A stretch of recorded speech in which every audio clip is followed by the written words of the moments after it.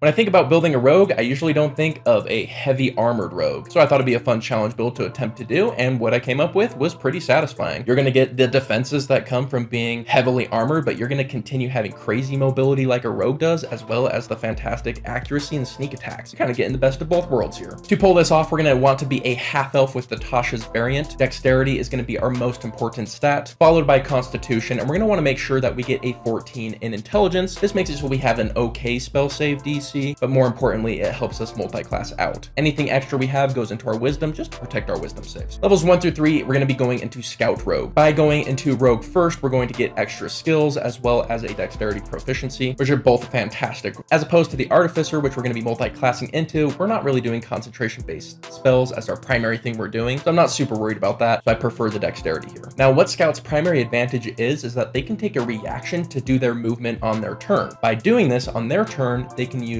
their bonus action to do steady aim, so they can do almost every single attack at advantage. So at this level, I'll likely be using a light crossbow, getting out of range, shooting them with that advantage attack, getting my sneak attack really consistently, rinse and repeat. As for our expertise, I'm going into stealth and thieves tools because we're going to be a fantastic infiltrator. At levels 4 through 8, we're going to be going into Artificer, and specifically, we're going to be going into the armor Artificer. Now, we're going to continue doing what we've been doing up to this point. We're going to continue our hit and run attacks. So once we get our Artificer infusions, we can mix them with this playstyle. We can actually have a shield because we can put repeating shot on our hand crossbow. So now we can bonus action steady aim, shoot with our hand crossbow, and still have the bonus AC from our shield. And we can even throw enhanced defense onto that shield, taking our defense into the stratosphere for a rogue. But we really turn on once we hit level 6 and we get the armor subclass into our mix. We're going to be taking the infiltrator portion of the armor, and we're going to go as heavy armor as possible, plate if we can. We're going to continue using a shield, so our AC is going to be 20 before we put on our enhanced defense, getting it to 21. Now we're going to drop the crossbow, and we're going to be using our lightning launcher. The cool thing about lightning launcher is it adds a d6 to our damage, which kind of covers the sneak attack damage that we've lost. It's going to increase our movement speed. We're not going to have disadvantage on our dex save, so we can still be an incredibly stealthy, heavily armored rogue. But what's really cool is we can still get the sneak attack off with our lightning launcher. So our playstyle continues, but now our AC is way higher and our weapon's way cooler. I'm going to continue taking Artificer until level 5 Artificer so we can get that multi-attack. As for the ASI, I'm going to be focused on getting our dexterity as high as possible, and I'll be using that instead of intelligence for the lightning launcher. As for our philosophy on these spells, because our DC is so low, I'd say take spells that don't really require a DC or hit enough enemies that one of them's gonna fail it, right? That's kind of the spell philosophy. As far as our cantrips are concerned, I'm thinking we go straight utility here. We could take something like Booming Blade, but with our reaction escape, I don't see us using it basically ever. So I do like things like Message over a damage-based cantrip. As for our first level spells, we could take something like Fairy Fire for a fight-winning spell, but honestly, I'm much more interested in things like Jump or Long Strider or Featherfall that increase our mobility and allow us to do cool infiltration things. Jump onto the roof to begin the infiltration. Jump off the roof with Featherfall to end the infiltration. Things like that. So as for our second level spells, we have Blur, which can take our defense to just really absurd levels. Hitting a 22 AC blurred target is an absolute bastard. Other ones include Invisibility, great for infiltration. Same with Enlarge/Reduce, which is a very versatile spell that can be used offensively or defensively or for infiltrations. Other ones include Rope Trick or Spider Climb. Sky's the limit here. There's a lot of fun things we can do with these spells. As for our weaknesses, we're okay at wisdom saves. We're not great. We may still want to pick up the resilient wisdom feat somewhere in between 8th and 12th level. But past that, our defenses are genuinely insane. And because after we hit 8th level and we have 5 in Artificer, we go back into Rogue, our sneak attacks keep scaling as well. And we're extremely accurate with our sneak attacks. We have advantage on the first attack. If we miss it, we have extra attack. We're likely going to be hitting sneak attacks every single turn. We have swarms of enemies that could pose as a threat, but we also have the web spell that could potentially restrain them and keep them off of us, as well as synergizing with our own attacks, giving them advantage even for the multi-attack without having to use our bonus action. So in short, we're a very well-rounded build. We don't have any glaring weaknesses. We are going to be incredibly difficult to kill. We have an incredible AC and we have the mobility to back it up. We can be a nightmare trying to kill. Our damage output is also fantastic. When it comes to rogues, I have two philosophies: either get 2 sneak attacks per round or never miss your first sneak attack. This falls into that never miss your first sneak attack philosophy. But I had a lot of fun building this heavily armored rogue. I'd love to hear your guys' thoughts on how you would build your own heavily armored rogue. Let me know in the comments down below. If you want to show some support to the channel as well and get some awesome benefits at the same time, check out our Patreon. Other than that, my friends, have yourselves a fantastic day, and I'll see you on the next one. Peace.